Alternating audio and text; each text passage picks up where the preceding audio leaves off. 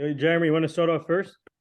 Yeah, I'll start. Thank you for coming on today. We both really appreciate it. My first question is, what attracted you to Northwestern? Because currently I'm a high school athlete, and although I don't plan on playing at the college level, Northwestern is an option that I've been looking at.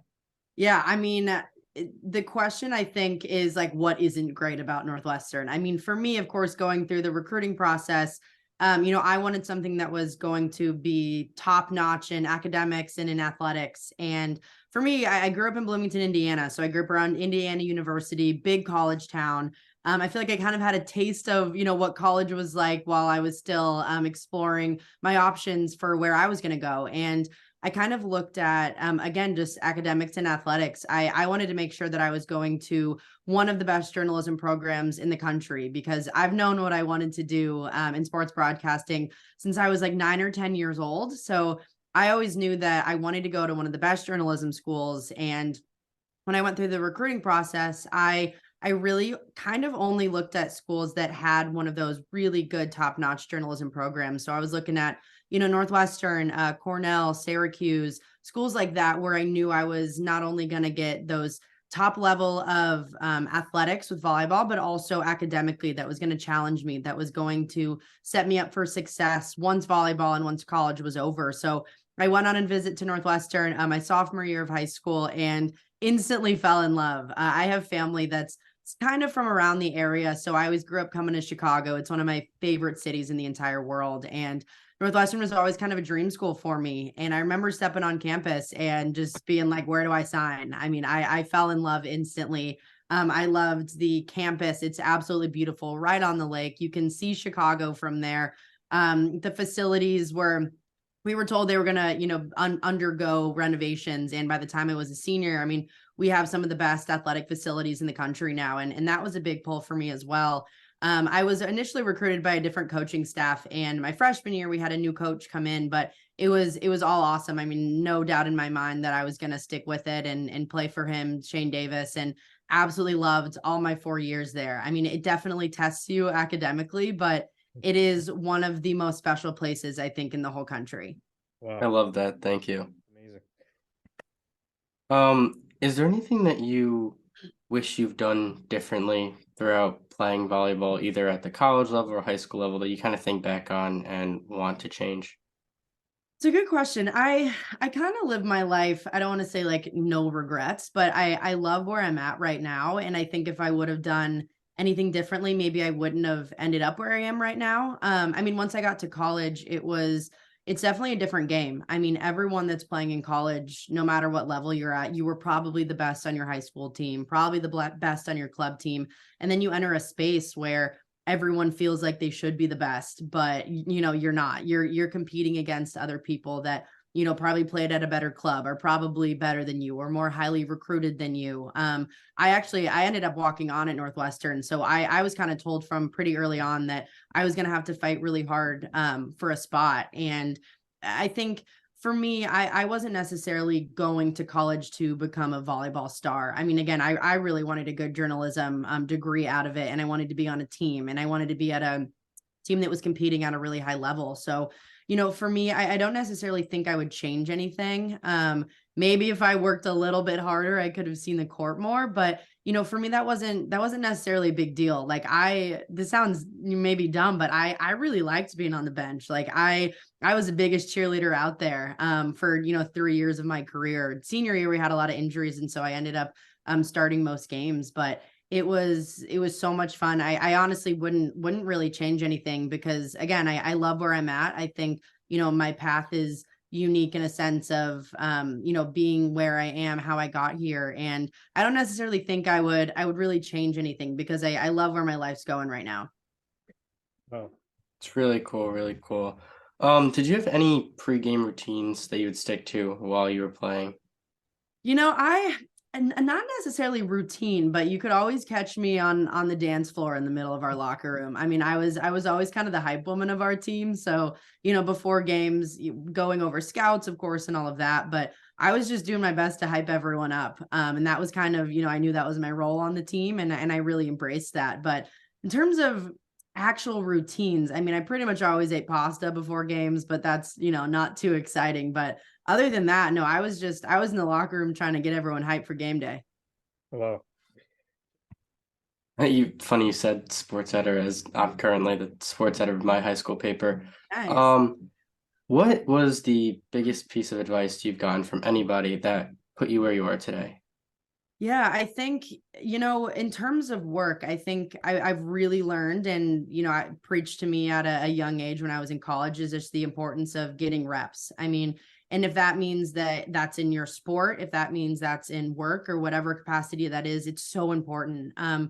For me, I always knew, the best way in sports was to get better, was to practice and to get reps, whether it was passing reps, serving reps, whatever that may be. That was really important to get better in your craft. And that's something that I still kind of hold on to this day is, you can't get better at what you're doing unless you're doing it. And, if that means that you're tied to a network or a team or an organization, it doesn't really matter the way you're getting reps, whether you start a web show on, Twitter, Instagram, whatever it is. I took that path as well before I leached on or jumped onto the career that I have.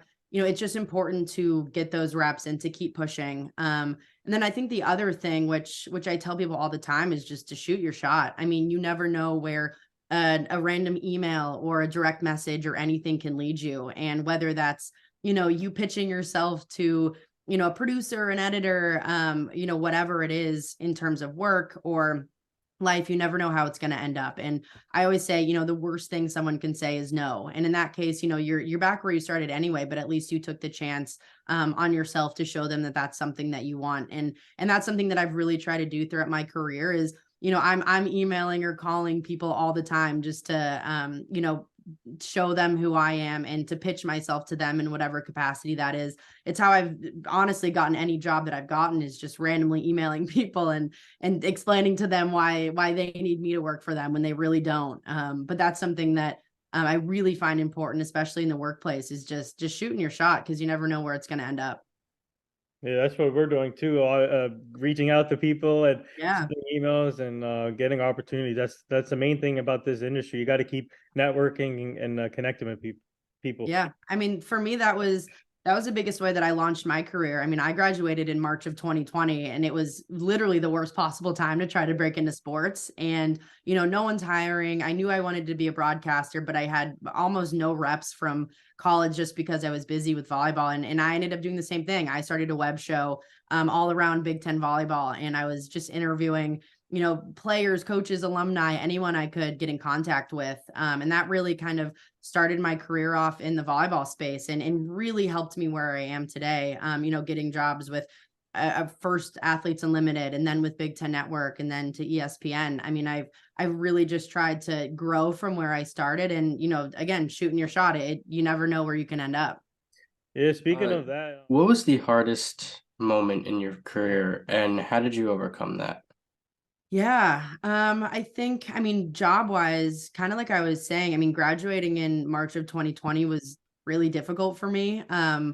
As someone that knew from such a young age that I wanted to break into sports, and sports not existing at the time and none of these jobs existing at the time was really tough. I mean, I kind of like everyone did, I moved back home and lived with my parents for, a few months. But at that time, I was looking for jobs. There was nothing open, especially in the sports front. And, I started looking at other jobs, whether that was, marketing or sales or stuff that I thought that would be a good fit for me, stuff behind the camera just to get work. And it was really hard sitting there and not having things, go my way. And that was definitely really difficult. But that's also when I ended up creating the web show that I did, because I knew that from such a young age, this was what I wanted to do. And I wasn't willing to give up that dream. So I started the web show, and it ended up opening a lot of doors. But I think if I didn't have the pandemic and I didn't have, all those closed doors in the sports world happen, then I don't know if I would be where I am, because I probably wouldn't have started that web show. And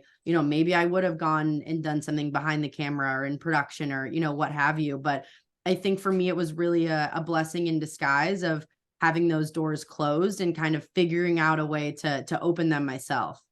wow.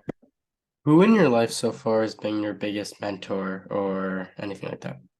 Yeah, I think, someone that I look up to and talk to literally on a daily basis is definitely my mom. I mean, she grew up around sports as well. Her brother was a big time basketball player at IU, so she knows sports really well. And I think she always pushed me, to not. I don't want to say like just be great at what I'm doing, but she really allowed me the opportunity to, love what I was doing. If I didn't like something, I didn't have to do it. And she didn't push me too much in that sense of, what sports to play and what clubs to join and all of that. But she really let me figure it out on my own. But then when I did figure that out, she really pushed me and inspired me to be the best that I can at whatever it is. And she's literally my best friend on the planet. I talk to her, just got off the phone with her, talk to her every single day.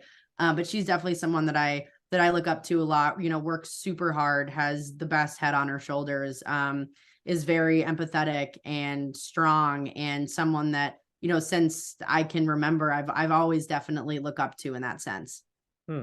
It's so cool hearing you talk about being both on both sides of that. And what has been your favorite part about working with the Big Ten network? And Oh, I love it. I mean, I think I really just love working around college sports. I find them just personally way more interesting than professional sports. I think the biggest thing for me and the thing that I like doing the most is really telling these athlete stories or coaches or teams. And that's something that I love doing every day. And whether that means the story of how a game is unfolding, the story of a freshman coming in that no one knows about, the story of a star athlete that maybe people don't know about. But I love the fact that working in college athletics, it's a cycle, and you only have people for 4, now maybe 5 years that get to come through, but you really get to tell their story kind of for the first time. So for me, that's definitely my favorite part is, telling new stories about these athletes, coaches, or teams that people maybe didn't know before, that I think is very specific to college athletics rather than, professional athletics. has Speaking there of, been a moment where you've wanted to give up or you've come close to changing your career, and how did you overcome that? Yeah, I think, the only time where I really felt like maybe this wasn't the best for me was during COVID when, I there were no jobs available and I had no idea what doors were going to be opened. But I think for me, I've just naturally had this big sense of determination around my career from when I was, younger. Again, I've always known what I wanted to do, which, has really helped me stay motivated and staying true to myself and wanting to live out my dream, and kind of just doing whatever it takes to get there. So yes, there's definitely been times where things have gotten really hard, whether it was in the beginning of COVID when I didn't have a job and didn't know what the future was going to look like, or, I mean, during season, it becomes a grind. I mean, I'm very sleep deprived, really exhausted, going from place to place, not knowing what time zone I'm in. But I step back and I just think like, this is what I've always dreamed about. This is what I've always wanted to do. And I would give up so many things to make it happen. So for me, you always just think of that why. And for me, that why is, pushing volleyball, specifically pushing women's sports forward, and then just staying true to myself and knowing that this is something that I've wanted for so long and would give up everything to make it happen. oh, so Do you have one favorite volleyball moment from either your time playing or your time covering the sport?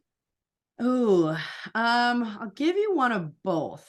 So for my time playing, this isn't even something that happened on the court, but it kind of, I guess, speaks to how much I love my teammates and all that. But we were coming home from a game at Indiana. So it was about a 4.5 hour bus ride. Our bus breaks down, hmm, middle of Indiana, like truly middle of nowhere. Like we couldn't have been less close to any big town. Bus breaks down. It's like midnight at this time. It's so hot outside. So our bus is heating up. We all go outside. We had to get a new bus coming from Chicago, like a 2.5 hour drive down. So we had a lot of time to wait. And we just played like games that you would play at like summer camp, like down by the banks. We're playing that all night. Played just a lot of different games. I don't think I've laughed as hard in my entire life.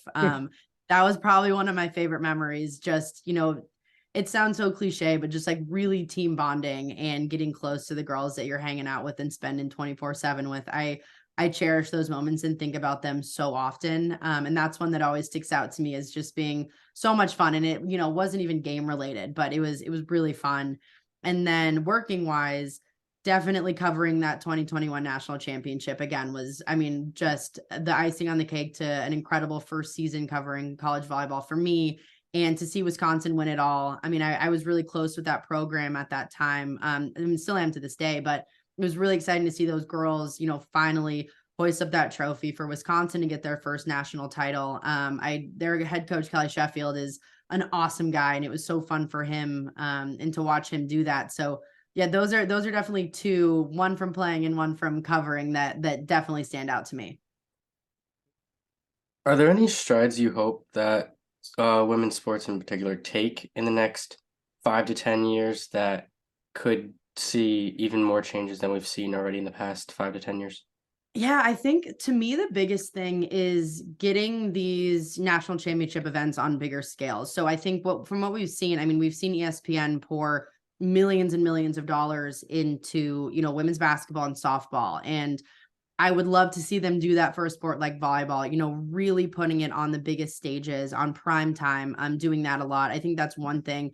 And then secondly, I think just for women's sports in general, just talking about it more. Like, again, when I turn on Get Up in the morning, when I turn on First Take in the morning, like I want to see them talk about women's sports. I don't need to hear the same spiel about, Michael Jordan or LeBron, or like, I don't need to hear the tiniest updates in the NFL or NBA. Like, talk about the WNBA, talk about women's college sports, talk about women's basketball, talk about women's volleyball.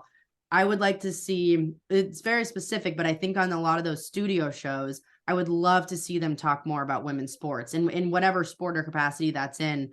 But just giving them more breadth and more coverage would only increase the coverage of women's sports and really push it forward in a way that I don't think we've tapped into yet.